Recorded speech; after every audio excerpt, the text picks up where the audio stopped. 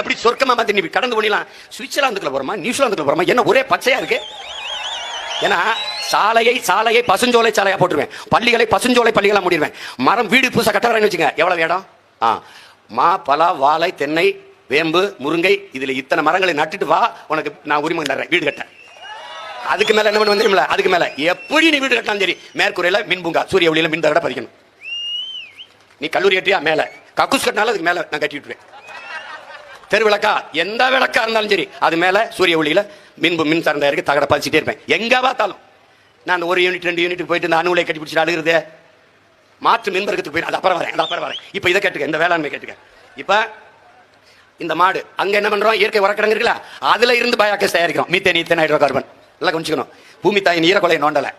இவங்கள மாதிரி 1000 அடி 500 அடிக்கு போய் கீழே போய் மீத்தேன் எடுக்கல.